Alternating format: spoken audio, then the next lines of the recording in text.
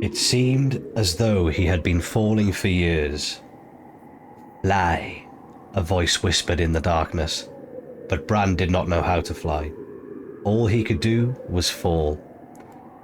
Maester Lewin made a little boy of clay, baked him till he was hard and brittle, dressed him in Bran's clothes and flung him off a roof. Bran remembered the way he shattered. "But I never fall," he said, falling. The ground was so far below him, he could barely make it out through the grey mists that whirled around him. But he could feel how fast he was falling, and he knew what was waiting for him down there. Even in dreams, you could never fall forever. He would wake up in an instant before he hit the ground. He knew you always wake up in an instant before you hit the ground. "And if you don't?" the voice asked. The ground was closer now, still far away, 1,000 miles away, but closer than it had been. It was cold here in the darkness. There was no sun, no stars, only the ground below coming up to smash him. And the grey mists and the whispering voice. He wanted to cry. "Not cry. Fly." "I can't fly," Bran said. I can't. "How do you know? Have you ever tried?" The voice was high and thin. Bran looked around to see where it was coming from. A crow was spiraling down with him, just out of reach, following him as he fell. "Help me," he said. "I'm trying," the crow replied. "Say, got any corn?" Bran reached into his pocket in the darkness, spun dizzily around him. When he pulled his hand out, golden kernels slid between his fingers into the air. They fell with him. The crow landed on his hand and began to eat. "Are you really a crow?" Bran asked. "Are you really falling?" the crow asked back. "It's just a dream," Bran said. "Is it?" the crow asked. "I'll wake up when I hit the ground," Bran told the bird. "You'll die when you hit the ground," the crow said. It went back to eating corn. Bran looked down. He could see mountains now, their peaks white with snow, and the silver thread of rivers in dark woods. He closed his eyes and began to cry. "That won't do you any good," the crow said. "I told you, the answer is flying, not crying. How hard can it be? I'm doing it." The crow took to the air, flapped around Bran's hand. "You have wings," Bran pointed out. "Maybe you do too." Bran felt along his shoulders, groping for feathers. "There are different kinds of wings," the crow said. Bran was staring at his arms, his legs. He was so skinny, just skin stretched over bones. Had he always been so thin? He tried to remember. A face swam up out of the grey mist, shining with light, golden. "The things I do for love," it said. Bran screamed. The crow took to the air, cawing. "Not that!" it shrieked at him. "Forget that! You don't need it now. Put it aside, put it away." It landed on Bran's shoulder and pecked at him, and the shining golden face was gone. Bran was falling faster and faster than ever. The grey mist howled around him as he plunged toward the earth below. "What are you doing to me?" he asked the crow tearfully. "Teaching you how to fly." "I can't fly." "You're flying right now." "I'm falling." "Every flight begins with a fall," the crow said. "Look down." "I'm afraid." "Look down." Bran looked down and felt his insides turn to water. The ground was rushing up at him now. The whole world was spread out below him, a tapestry of white and brown and green. He could see everything so clearly that for a moment he forgot to be afraid. He could see the whole realm and everyone in it.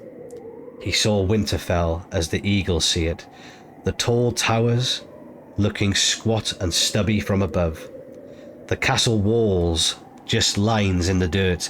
He saw Maester Luwin on his balcony, studying the sky through polished bronze tube and frowning as he made notes in his book. He saw his brother Robb, taller and stronger than he remembered him, practicing swordplay in the yard with real steel in his hand. He saw Hodor, the simple giant from the stables, carrying an anvil to Mycon's forge, hefting it into his shoulder as easy as another man heft a bale of hay. At the heart of the godswood, the great white weirwood brooded over its reflection in the black pool, its leaves rustling a chill wind.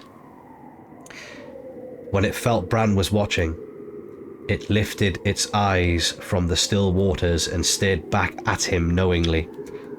He looked east and saw a galley racing across the waters of the Bight.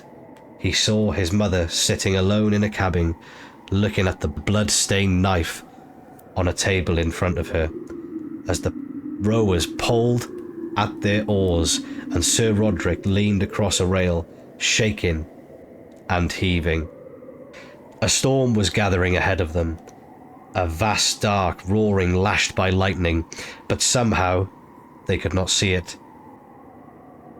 He looked south and saw the great blue-green rush of the Trident. He saw his father pleading with the king, his face etched with grief. He saw Sansa crying herself to sleep at night. He saw Arya watching in silence and holding her secrets hard in her heart. There were shadows all around them. One shadow was dark as ash, with a terrible face of a hound. Another was armoured like the sun, golden and beautiful. Over them both loomed a giant in his armour, made of stone, but then he opened his visor. There was nothing inside but darkness and thick black blood. He lifted his eyes and saw clear across the narrow sea to the free cities and the green Dothraki sea and beyond, to Vias Dothrak under the mountain, to the fabled lands of the Jade Sea, to Ashai by the shadow, where dragons stirred beneath the sunrise. Finally he looked north. He saw the wall shining like blue crystal, and his bastard brother Jon, sleeping alone in a cold bed, his skin growing pale and hard as the memory of all warmth fled from him. And he looked past the wall, past the endless forests cloaked in snow, past the frozen shore with great white rivers of ice and the dead plains where nothing grew or lived. North and north and north he looked, to the curtain of light at the end of the world, and then beyond that curtain he looked deep into the heart of winter, and then he cried out, afraid. And the heat of his tears burned his cheeks. "Now you know," the crow whispered at his shoulder. "Now you know why you must live." "Why?" Bran said, not understanding. Falling. "Because winter is coming." Bran looked at the crow on his shoulder, and the crow looked back. It had 3 eyes, and the third eye was full of terrible knowledge. Bran looked down. There was nothing below him now but snow, cold, and death. A frozen wasteland where jagged blue-white spires of ice waited to embrace him. They flew up at him like spears. He saw the bones of 1,000 other dreamers impaled upon their points. He was desperately afraid. Can a man still be brave if he's afraid? He heard his own voice saying, small and far away, and his father's voice replied to him, That's the only time a man can be brave. Now, Bran, the crow urged, choose, fly, or die. Death reached for him, screaming. Bran spread his arms and flew. Wings unseen drank the wind and filled and pulled him upward. The terrible needles of ice receded below him. The sky opened up above. Bran soared. It was better than climbing. It was better than anything. The world grew small beneath him. I'm flying, he cried out in delight. I've noticed, said the three-eyed crow. It took to the air, flapping its wings in his face, slowing him, blinding him. He faltered in the air at its pinions, beat against his cheeks. Its beak stabbed at him fiercely, and Bran fled. A sudden blinding pain in the middle of his forehead between his eyes. What are you doing? He shrieked. The crow opened its beak and clawed at him. A shrill scream of fear, and the grey mist shuddered and swirled around him and ripped away like a veil, and he saw that the crow was really a woman, a serving woman with long black hair, and he knew her from somewhere, from Winterfell. Yes, that was it. He remembered her now, and then he realised he was in Winterfell, in a bed in some chilly high tower room, and the black-haired woman dropped a basin of water to shatter on the floor and ran down the steps shouting, He's awake! He's awake! He's awake! Bran touched his forehead between his eyes, the place where the crow had pecked him, and it was still burning, but there was nothing there. No blood, no wound. He felt weak and dizzy.